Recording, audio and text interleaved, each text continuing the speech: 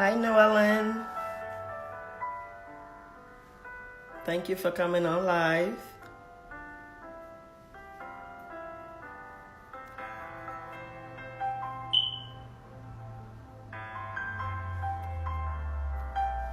How is everyone doing?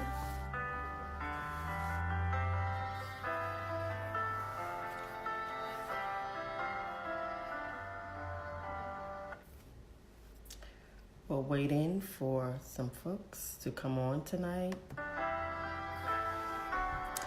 And we will begin as soon as we get a few more folks joining us. Thank you for coming on. Please share this video. Please like the video.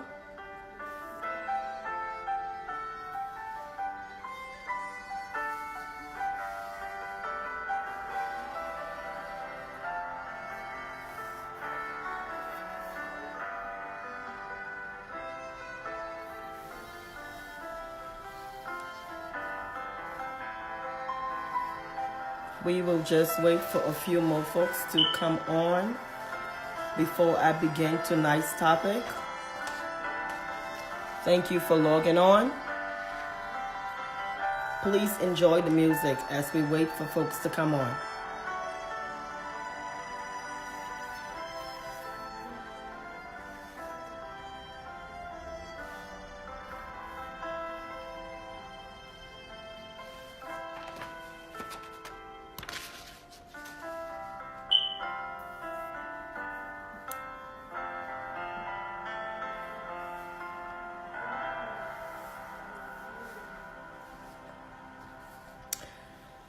So that was a little nice music to kind of get us going before we begin.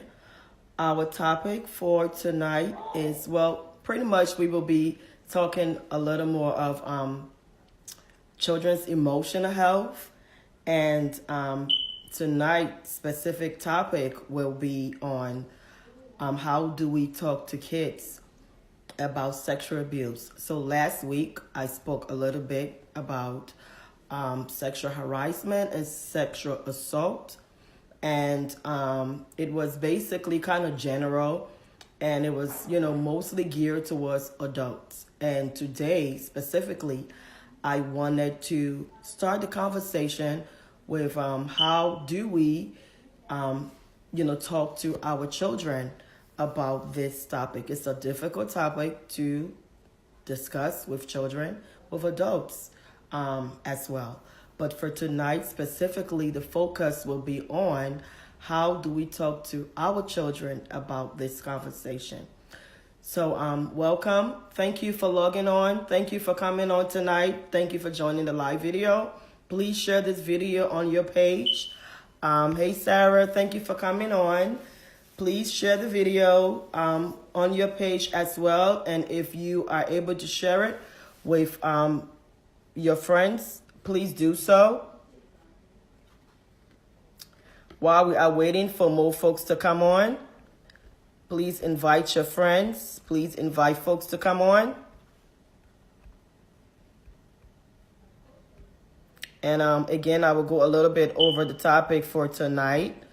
We will be discussing tonight, especially will be focused on children. And how do we talk to kids about sexual abuse? A lot of us have little ones, or we may know of little ones in our families.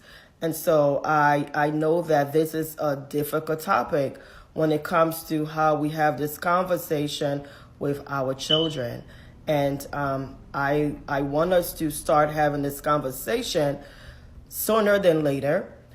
So we will be having this conversation with our neighbors, our friends. We will share this information with our children if we do. If we do not have children, you want to share with your family that do have children. This is something that, you would like to empower the younger folks in your life to know. So I'm going to start with my story because I have a little cute story for tonight. Before I begin. So the story was told of a mom and a dad, and they were having a conversation about the birds and the bees with their children. They had a older year-old who is pretty much 8 years old, and they have a 4-year-old child. And of course, as most parents, we have the conversation with the birds and the bees with our older children quite early, quite later. So before she turned puberty, the parents sat her down and had this conversation with her. So her sister was curious, and she said, Mom, how does babies come about? And her mom said, well, ask your sister. So she went over to her sister and she said, how does babies come about? And her sister said, well, I have the perfect answer. Mom told me that, she drank a gallon. Well, you are supposed to drink 2 gallons of water. And when you drink 2 gallons of water, her stomach gets so big, and then the baby grows and the baby swims in it. And she said, is that really how it happened? She said, yes, that's how it happened. She said, but does it mean that the baby gets really huge? She said, oh, the baby gets really huge. And that's why mommy's stomach gets really huge. So she said, but then whatever happened to you, because you came out so skinny. Mommy said that you were so skinny. So what happened to you? And she said, well, mommy only drank a gallon and a half for me. And, that's why I came out so skinny. And she turned to her mommy, and her mommy said, I don't know. And so Dad was like, that is not the story of the birds and the bees. And so they laugh about it, they joke about it. A lot of times we as parents, we find it very uncomfortable to talk to our children about sex, about their body parts. We prepare them before they even start preschool. We prepare them about learning safety. Don't touch the hot stove. Don't play with fire. Don't talk to strangers. You need to be careful when you are crossing the street. Look left and look right. And, we prepare them before they leave the home. But however, we fail to prepare them about their body. We do not give them body exposures. We do not teach them about their bodies. So tonight, my topic is going to be, how do we talk to kids about sexual assault and sexual abuse? Again, share the video. If you have any children, if you have loved ones, family members that have children, you would like to invite them. Thank you guys for coming on. Thank you, Abby. Hey, Abby, Harrison, Lynn, how are you? Thank you all for logging on. So there are a few tips that I will share with you tonight. Specifically, there is something we call the underwear rule that I want you guys, if you have paper and pen, I want you to write this down. Paper and pen, the underwear rule is a very simple, easy way that we can talk to children about their body, teach them about their body, and teach them about sexual abuse.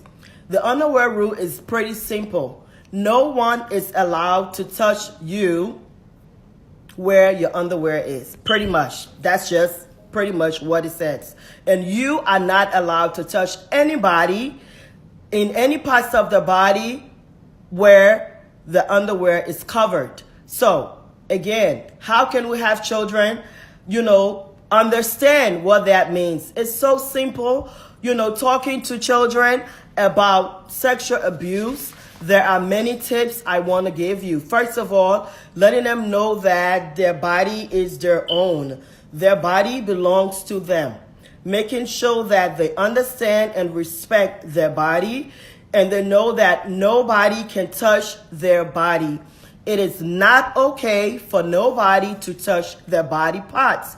And this is where we come in to teach our children about the underwear rule.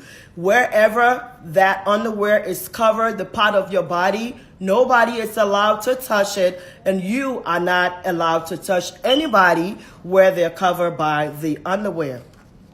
Children need direct communication in a child-appropriate language, preferably. You don't want to talk to a child about sexual abuse and sexual assault in a language that they do not understand. It is recommended that, early on, as young as they are, when you are giving them showers, when you're bathing them, start the conversation. Do not wait until they have reached puberty or they have a boyfriend or a girlfriend to start having that conversation. Then it is too late. Children should be taught to say no. They should be taught to say no whenever they feel uncomfortable about any uncomfortable touch, any uncomfortable feeling. They should not be forced to kiss anybody. They should not be forced to hug anybody, whether it's a family member or not, or a neighbor. They should not be allowed to sit on nobody's lap. We need to be very clear that if your child is not comfortable with sitting on a family member's lap, listen to that child. That's the reason why they are telling you that. Have the conversation about it. Invite your children to have regular conversations with you about their body parts. So sometimes children want to come and talk to us about it. Check your own emotional regulation. When children come to us to tell us about something, sometimes we just panic. What did you say? Oh, mom, somebody touched me. Where did it touch you? They touched me in my, on this side of my body. What do you mean? And then we scare them off. So check within yourself. Make sure that you are calm. Make sure that you are regulated, so that when your child comes to you about those types of concerns, even as they are playing with a friend and that friend touched them the wrong way, they should have that open communication with you. Granted, if that conversation started, of course, at a very young age, and it's continuing because it's an ongoing conversation.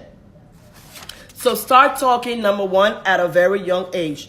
Talk to them about their body. Let them know that that is their body. Engage them in conversations about body parts. Setting very clear boundaries as to who is allowed to touch them and who is not allowed to touch them. It's okay to let your child know that a doctor, a caregiver can touch you. Granted, they are just doing you that, they're caring for you. However, if a caregiver is not responding in a positive way to your body, do not touch them. And let them know it's okay to say no.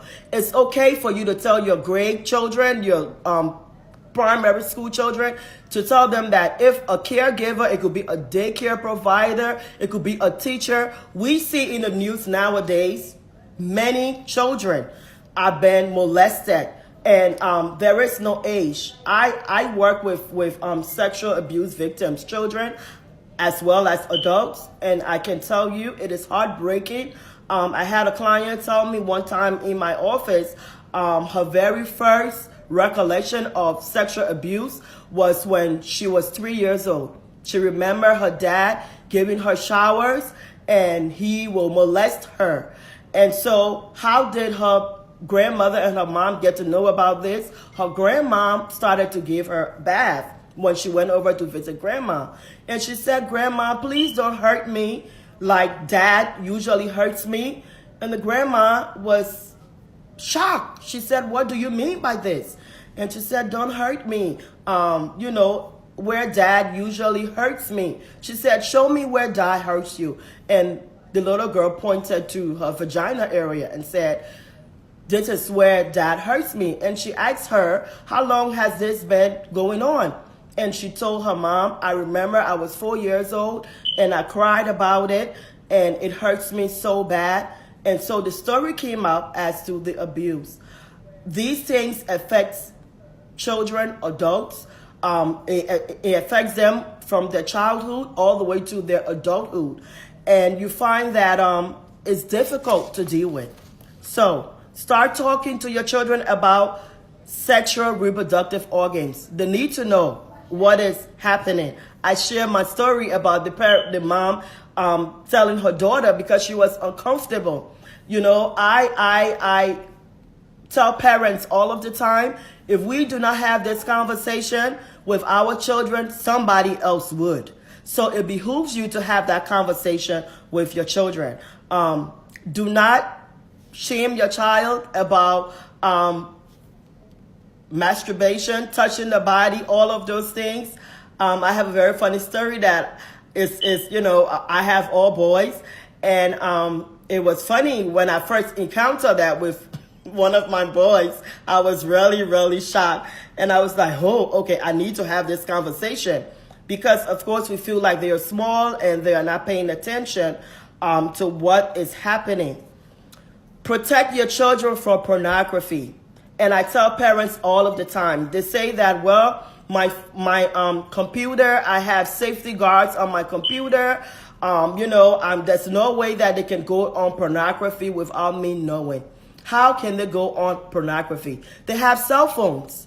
They have cell phones. So while you are protecting the computer in your home, they have Wi-Fi, they have data that they can go on the internet and they can view all of these inappropriate stuff. Studies have shown that children that have been exposed to pornography, they exhibit inappropriate sexual behaviors. Another thing that I tell parents about too, be very careful when children are taking selfies about themselves and sharing it to their boyfriends, their girlfriends. They're taking all of these selfies and exposing their body parts. We see cyber bullying is something that is huge. Once you and that person break up, what happens? They share that picture. They share that selfie of that body part just to be vindictive. And before you know it, everybody knows about it. We have seen on the news of children committing suicide because of this very same reason. Talk to your teens about this. Talk to young girls about, sharing explicit pictures about themselves. There are a lot of cases now where actually kids are being arrested for sexual exploitations, their own pictures. However, the laws now are very strict when it comes to that. If you are sharing that to somebody, you can be arrested for pornography. Prevention is always a key. Prevent. Listen to your child. Trust your child instincts. How can you prevent it? Most children that have been sexually assaulted or raped happens to people they know. It's not really people that they don't know. It happens to family members are usually the one. They're babysitters. There's a story of two brothers that had a youth mentor in the church. And he was working with this family. He would go to camp with the kids. And, he two boys. And he groomed these boys. The parents saw him in and out of their home. He would drive them to camp, and, he was very supportive of the boys, and to the point where the parents trusted him. The parents felt that, oh, wow, he's a great mentor for our boys. And so they just allowed the boys to go over, sleep over to his house. He will bring them, he will cook, he would take them places, until the first thing, he started by undressing the little brother. Undress him and take his pictures. And the young guy was very uncomfortable that here is a stranger taking my picture. However, this stranger happened to be my mentor. And he would take his picture, and he would take his picture. He got to a point where he started molesting him. He started touching him. The boy was afraid to tell. He was afraid to tell. Did he know that this very same thing was happening to his older brother? The parents separated. There was some problems. Usually, abusers look for a situation like that. Whenever they see a division in the family, a split in the family, those are the kids that they target. Why? Because they know that these children are looking for a family bond. So he went ahead and he came in, he started to help the man. Since the mom is not there, the dad can come in, and the dad was comfortable with him. And he took these boys on camp, and he raped them, sexually assaulted them. The story came out. The mom was, when she found out about the story, she was in such dismay. She left the husband. She went away because she blamed the husband. The dad, he himself, he felt bad about what happened. The older brother, they both started going to counseling. Years later, the case, got in court, and this guy, he was actually lying about everything that has happened because the family had so much trust. He had so much detail on the family. The older brother he turned to alcohol and drugs, started drinking. He started using drugs. And one day he drove into the driveway and he turned the car on. He stayed in the car and he killed himself. A few years later, the father found him. He was devastated. A few years later, the dad himself killed himself by suicide, the same way his son killed himself. The younger kid was the one that was left. And he told the story of what actually happened. This is his story. He wrote, he drew pictures of what happened, and he told, therapists and people about everything that has happened. But because the law against sexual assault and all of these things, it's so difficult to prove. Thank God now, you can prove it. It's much more easier. These adults, this guy was still contacting this younger boy, even though this case was in court and he had lawyers and everything like that. At this point, he was not with any family member. Both dad and his brother committed suicide. So he, in turn, after he drew all of the pictures, he told his story. Guess what he did? He killed himself. He said he could not live with the fact that a part of him was already taken away from him. There was no way that he could live and lead a regular life.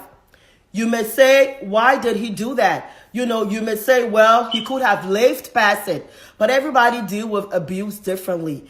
And especially at a very young age, when you have been exposed to this magnitude and intensity of abuse as children, they do not know how to even process that.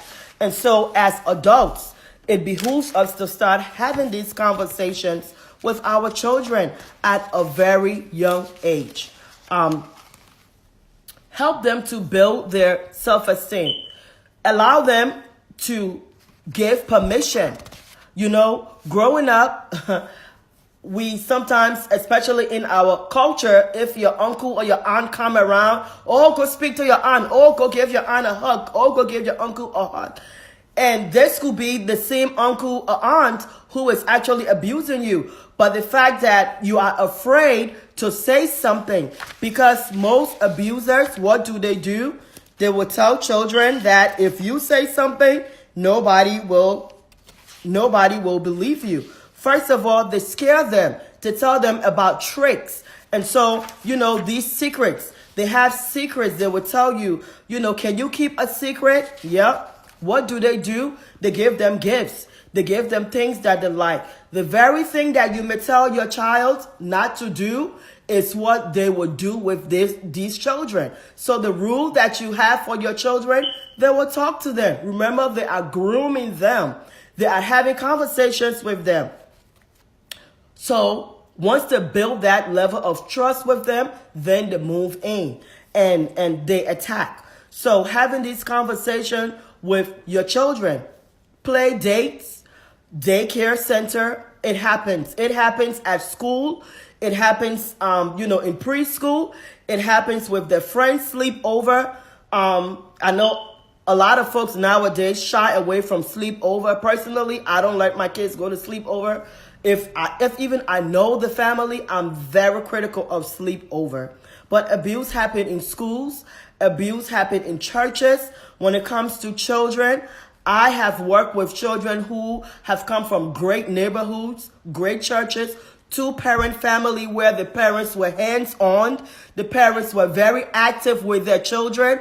Those are parents that were into raising their kids. They consider themselves as good parents. These children were also victims. We can arm our children with the right knowledge and prevent them from being victimized.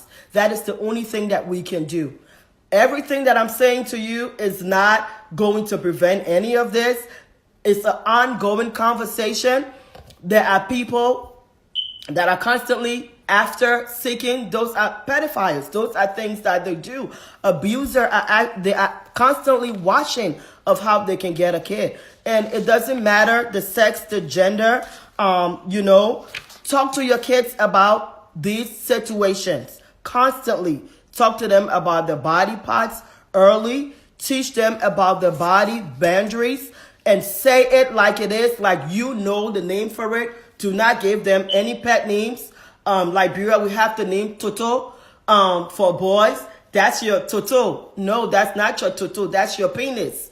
Do not allow nobody to touch your penis. Again, I talk about the underwear rule.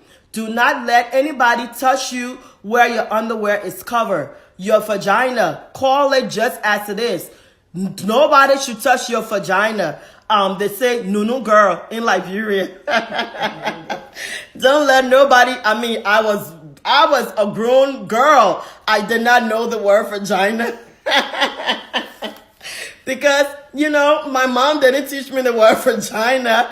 It was Nunu girl. So if anybody touched my Nunu, I would have come to tell my mom somebody touched it, But having the conversation at a very, very early age, identifying the body parts with the correct names are very important. Tell your children that no one should take pictures of their private parts. Again, we are in the technology age, and we are giving our kids cell phones at a very young age. I do not recommend, unless you are supervising that cell phone, you have to be extremely careful. Pornography is free on the internet, and these kids can get to it on their cell phones. They can get to it at school with their friends. Tell your children that they will never be in trouble if they ever come to you and tell you that somebody touched their body parts. This is why it's important, because abusers tells them that, it's a secret. And if you don't keep this secret, if you break this secret, you will get in trouble. So you as a parent having this conversation with them as to know if anything happens to you, if anybody touch you inappropriate, if it's a caregiver, it's an uncle, it's an aunt, it's even your dad, your mom, you should let somebody know. There should always be a trusted adult that your children can go to tell them about these type of things. Children often tell me in therapy, when I ask them, why didn't you tell anybody about the abuse? They always say to me, because I can't talk to my mom or my dad. Why is that? Because every time I try to tell them, they panic, they yell, and they scream, and they say, oh, I will kill this person. So that environment of calmness is not there. It's not there. So when should you start having this conversation? Preferably before puberty. Before they hit puberty and you start having conversations about their body parts. There are lots of books online for you to buy and help your children. There are lots of information online that you can teach your children about their body part.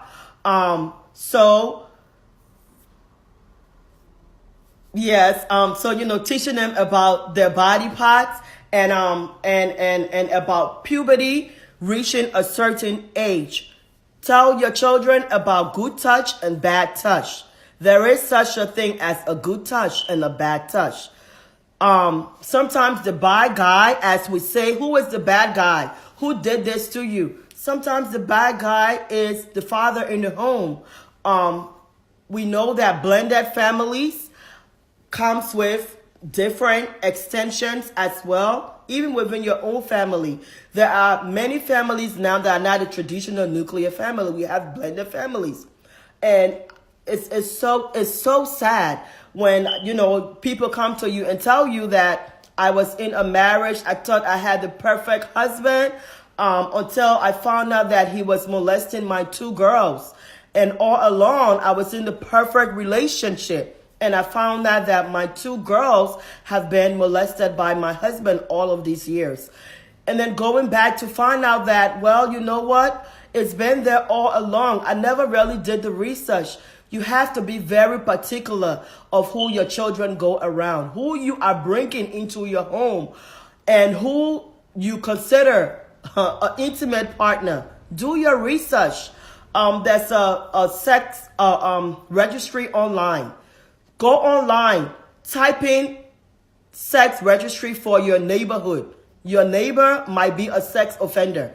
And it might be that neighbor that your kids are going to all of the time. So it behooves you to do your research. And again, you don't have to have children to do that. You can have family members. And, when we talk about and we think about villains, we think about the evil cartoon characters. What do they look like? They're evil. Their faces are mean. And sometimes the villain face can be very friendly. The villain can be somebody in your church, somebody who is a mentor to your children, somebody who you trust. It could be a family member who comes in and out of your home. So, what are some behaviors that we can watch for in adults when it comes to children? Making sure that you are paying attention to those adults that, that are ignoring social clues. They would take your child to a separate area. They would take children. And as adults around other children, pay attention. It doesn't have to be your child. It could be a friend's child. You could be in a setting where there are a lot of children around you. Pay attention to those adults that refuse to set limits on children. Everything is fine, using teasing, belittling language for the children. They insist on hugging, kissing. Those children, they insist on physical contact with the child. They frequently walks with that teen or that child to the bathroom. Oh, I'll take you to the bathroom. No, I'm fine. No, it's okay. Let me take you to the bathroom. They insist. The key word is they insist. I'm not talking about somebody who was just helping out. But if you have a 4 or 5-year-old, that child is potty trained. If you see an adult that is insisting on taking that child to the bathroom, that's a red flag. That is something that you should be raising your eyebrows about. And a lot of us find ourselves in situations where we are exposed to other people's children. It takes a village. You may not have any child that you're raising at this age, but you may be the one that can help save somebody else's child. So you be that village. Look at the relationship with the sharing of information. If they are privately taking pictures of those children, why are they taking pictures of those children? Why are they taking pictures of their private parts? Those are questions that you may want to ask your child when you are with this person. Do they take pictures of you? Have they ever asked you to send them a picture of your private part? Do you guys share selfies? Those are questions that you want to ask. How often, if they're sending dirty images, they are sending dirty jokes. They are overly interested in sexuality, especially when it comes to the children, teenagers. Learn about how do you report sexual abuse. As parents, as a therapist, I am a mandated reporter. So my field of work where, I work, teachers are too. I believe pastors are. There are a lot of careers now where, we are mandated reporters working with children. However, you can always call in and file a report, file a claim. You don't have to be a mandated reporter. If you see something that is a red flag, raises your eyebrow, it is okay for you to go through the chain. Contact the parent. Let the parent know, this is what I saw. Keep your eye for that.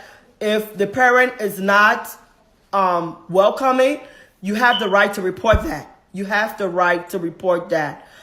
Again, I talked about the underwear rule. Have conversations with your children, your teenagers, young people, hopefully, preferably. before they have reached the teenage, adolescent, puberty, about their body parts, letting them know that it's okay to say no. Nobody has the right to take pictures of their body parts. Letting them know that they should be very careful, especially teenagers, when it comes to sharing inappropriate selfies. Girls, a lot.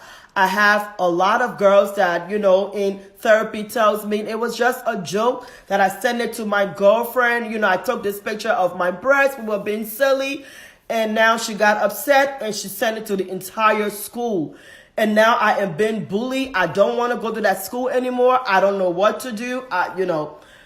So how can we prevent that? Have these conversations about sending these inappropriate sexual pictures. Getting, adults involved. Be approachable. Being approachable is, first of all, checking your mood, checking your responses, checking when your child comes to you to tell you about anything inappropriate. Make sure that you are collectively together. And you should respond in a calm voice, in a calm manner. You should not panic about whatever information. Is hard as a parent. If your child comes to you and tell you that I was molested, I was abused, it is a natural reaction for you to say, what happened to you? But you have to remember the way that you respond will either encourage them to say more to you or shut them down. So it behooves you to be approachable when they come to you, to have that conversation. Have conversation about healthy boundaries at a very young age, before puberty. Respecting their body, respecting their body parts. Learn about child development. I share that there is information out there. Learn about what happening with a child's sexuality at certain stages of their life, so that when you're having this conversation, it is age appropriate. That, clarify the rules. They may have some confusion. They may have older friends that are talking about sex. Sex should not be a taboo, guys. It's a conversation that your kids need to know about. They need to know about what is happening when a male and a female become intimate at an age-appropriate level. They don't need any more details about that. Remember, if you do not tell them, they will get it from the outside. So, exploring appropriate language with your children. What are some signs in adolescence that we look for that have been victims of sexual abuse? We see self-injurious behavior. They're cutting. They burn themselves. I've had clients that have burned themselves, to kind of let out the pain.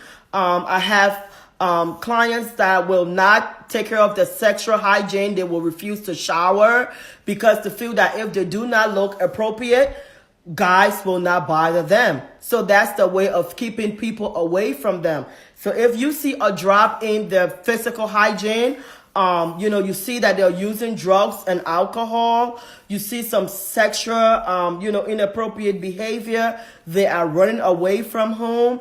They are depressed. They have anxiety, or there are some suicide attempts. They have fear of intimacy.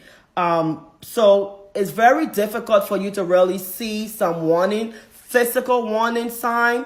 There are some warning signs that we see a lot in therapy, especially in children that have been raped. Some of them will revert to that younger stage where they're wetting their bed. So usually when I have a child who comes in and the parent tells me she's 16, 17 years old and she's wetting her bed, I will first of all ask the parent, has there been a history of bed wetting? How long has this happened? Does this child have a weak bladder? Is there a medical condition?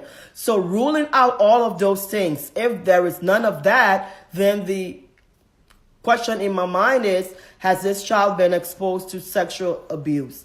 And so then we start to go through all of those assessments and all of those questionnaires about sexual abuse. So starting the conversation very early on, making sure that, you know the predators.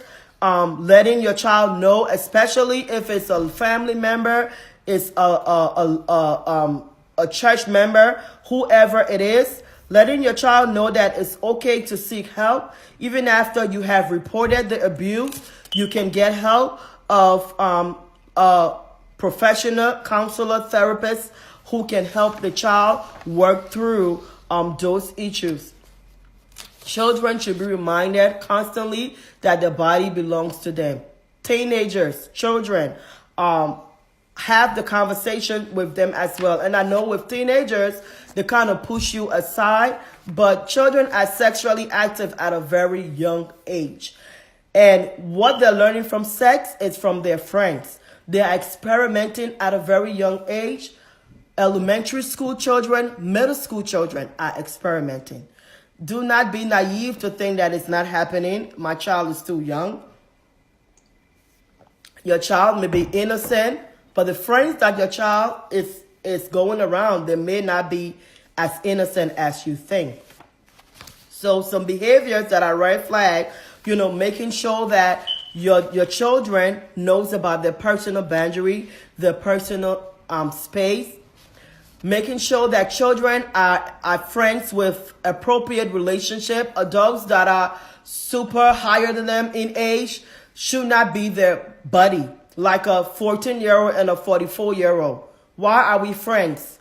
Why are you 14 years old and a 44-year-old man is your best friend? There is something inappropriate about that conversation. And a lazy parent will just let it go on and not pay attention.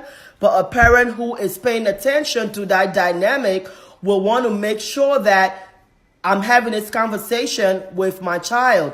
Why are you friends with a adult that are my age? What is the reason for that friendship? If it's my friend, you are only to encounter that person when I'm around. And so having that conversation, inappropriate friendship, learning to create rules about caregivers. Learn to create rules about caregivers around you. For example, if your child is staying after school to somebody's home, making sure that home, whoever is in that home, they're aware of your concerns and you are aware of who is in the home. We feel so comfortable leaving our children because we lead busy lives. And so it's okay for us to leave, our children with a friend. But this friend have a friend who is a predator. And for a few months now, they've been grooming your child. And before you know it, your child has been molested or raped.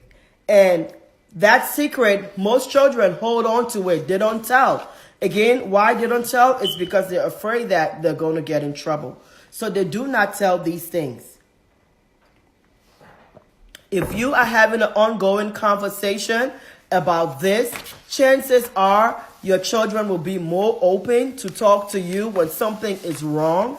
I really do appreciate this from my mom because at a very young age, I think I was 10 years old, when I got the story of the birds and the bees, and I was very afraid. She scared me. She scared me. I'm telling you, I was afraid of every man that said hello to me. I would curse you out. You couldn't say hi to me because of what my mom told me about this birds and the bees. And I was just so afraid that, something is going to happen to me. And I needed to have that conversation with my children at a very young age. And I started to tell them about predators out there. And it's not, I hear a lot of clients tell me, oh, I'm very much interested in having this conversation, especially girls. It's not just girls anymore. It's not just girls anymore. The CDC estimates that approximately one in 6 boys and 1 in 4 girls are sexually abused before the age of 18. Before the age of 18 years old. Those are the ones that are reported. And we know that there's a lot of underreporting. So imagine if this child never comes forward until they are an adult.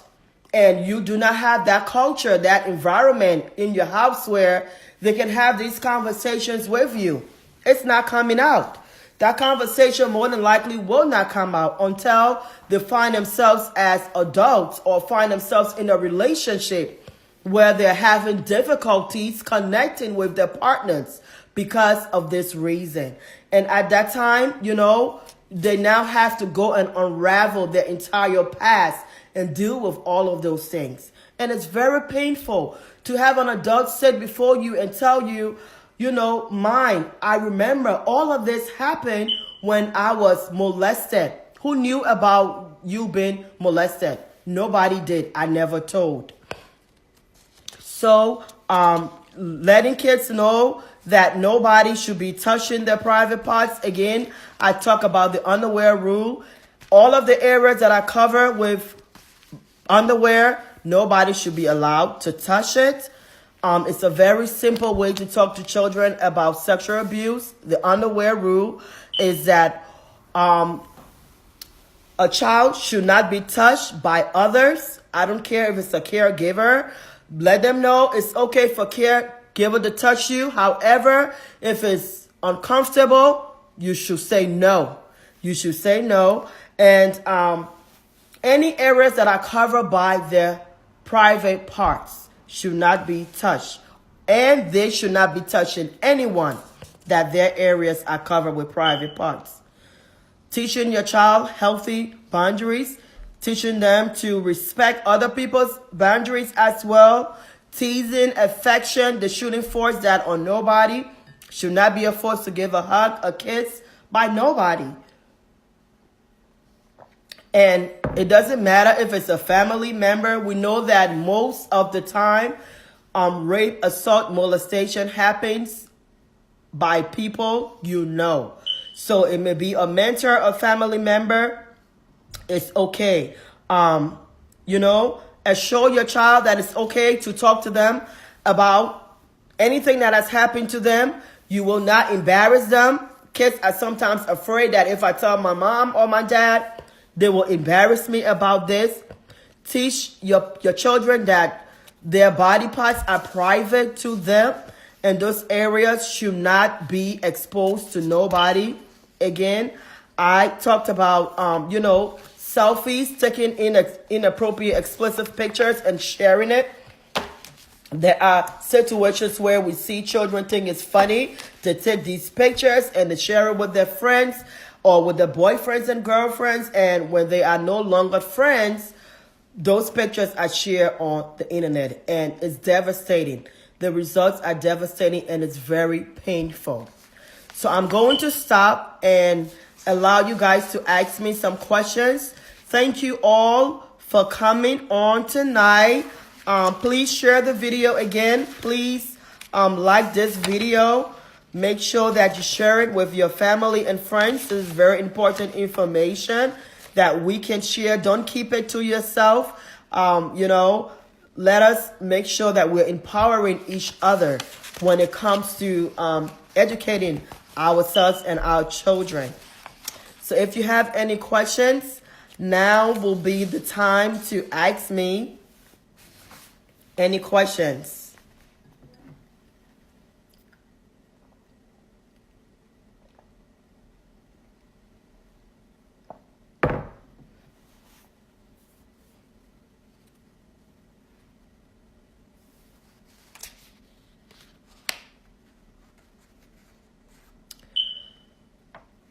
So, teaching children also, one thing I wanted to touch on, how to get out of an uncomfortable situation. What happens if your child is in a situation that is uncomfortable, especially with older adults and older peers? It's okay to tell an adult that you have to leave. So always seek out another adult. I need to leave. I think it's good to tell your children that, so that they have that conversation and they know that they can do that. When do you call a cop? You call a cop when your child has disclosed to you that something has happened. abuse has taken place, I would really call like not like Department of Social Services.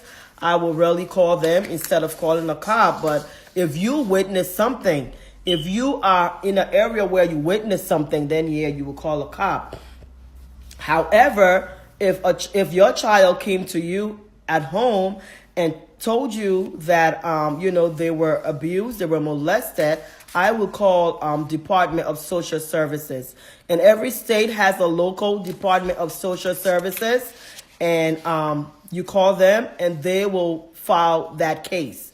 So make sure you have the name of the individual.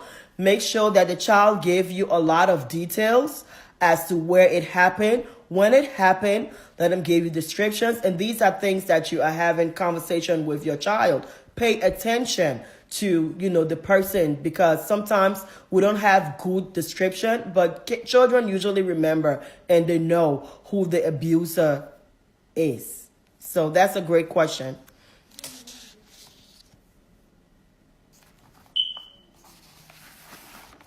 We really want to discourage secrecy because abusers are huge when it comes to secrecy. They would tell children that, oh, well, can you keep a secret? I can keep a secret. So it is true.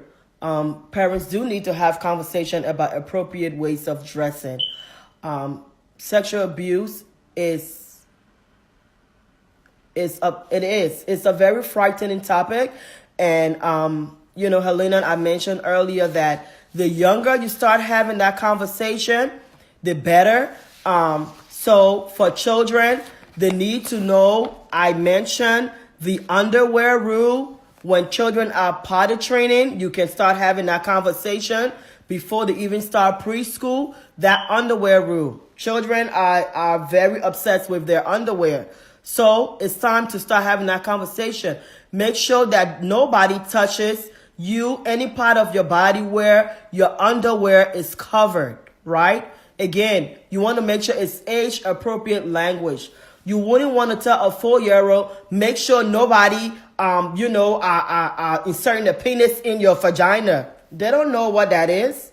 They don't know what that is. However, you want to make sure that when it comes to that private part, don't let nobody touch you here.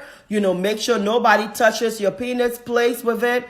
Make sure nobody take pictures of it. Make sure nobody take pictures of you. And you do not touch nobody where the underwear is. So that's the private area. It's okay to let children know that there are private area. Private, explain to them what private means.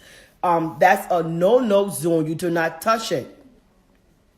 And this is an ongoing conversation. It should not stop when your child enters puberty, because then they're entering a whole different stage and phase of their life where now the questions of their sexuality will now change. So if you as a parent has been having an ongoing conversation about sexuality, when that time comes where they are comfortable to come to you and talk to you about, the next phase of their sexuality, it's a natural thing. It shouldn't be a taboo. And that's why I encourage parents to have this conversation early on. If you are having this conversation with your child at an early age, they will not be afraid.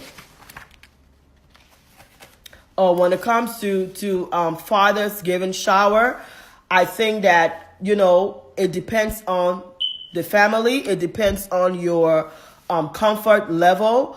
If you feel that your child should not be showering with their father, their father should not be giving them showers at 6 years old. 7 years old usually is, I would say for most children at 7 years old, they have a routine down pat.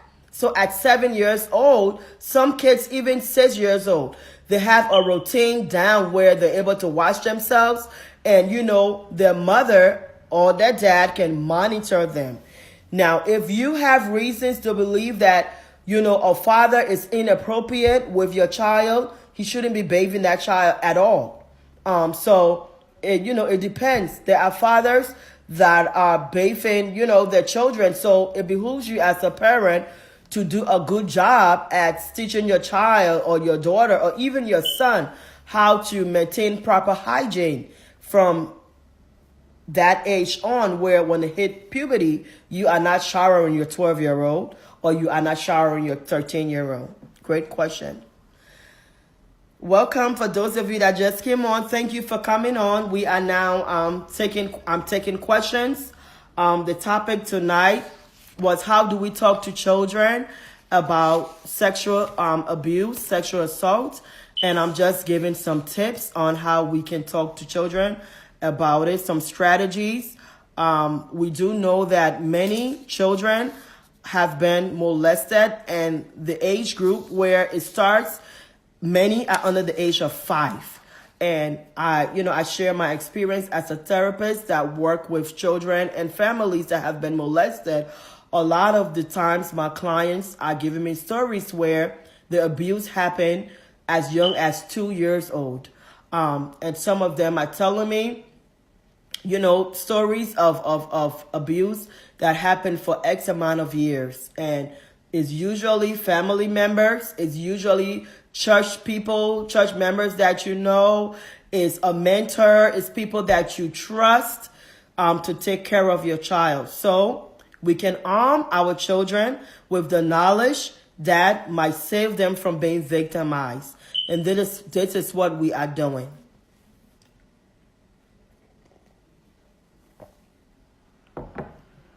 That's a great question. Why women don't believe their children when they tell them that they're abused. Again, it goes back to what I was saying about the conversation. Parents always think that I didn't ever think this would happen to me. This can never happen to me because I'm a great parent. All right. I am looking at all of the signs. I am constantly into my children. I don't leave my children with strangers. So this can be, I trust this person. They always feel like they keep their children in eyesight, when in fact, they are not always with the children. And again, the abuse happens with people that they know. So I think sometimes it's very difficult for you to even accept that I let my child down, right? I was a bad parent. It's so easy for you to deny the fact that how this didn't happen. I'm going to just say it never happened. I trust this adult. I trust this person. I don't think this person would do it. Because you have to remember, these abusers are crafty. And you will not even understand some of them. And know that they're actually the ones that are doing it, because their behavior does not change.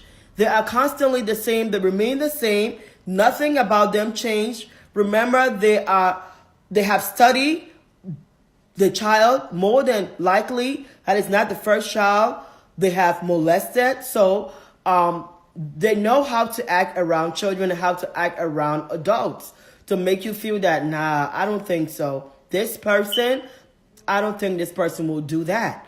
But we have to believe our children.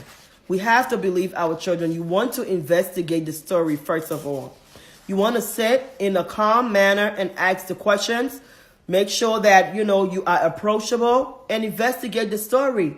I'm not saying that every time a child comes to you and say, oh, I was assaulted, sometimes we need to investigate what is actually happening.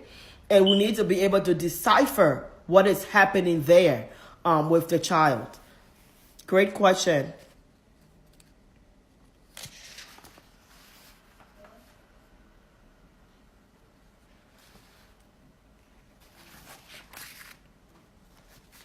Make sure that we are telling children that nobody should be allowed to touch their private parts. Again, that's something that we should be very clear on. Encourage children to be engaged in their hobbies, build their self-esteem, because these abusers are looking for children that are isolated. They are looking for children that are not engaged in any of these things. So help them to build their self-esteem. Teach them to take care of themselves. Empower them to be in control of themselves. empower them to be in control of their bodies, and empower them to feel like they are not the victim. Communicate with them about how much you value them. Make sure that they know it's never too late to seek help. Have this conversation ongoing with them. If an abuse happened when they were teenagers and they are now adults struggling with it, let them know that it's okay to seek help.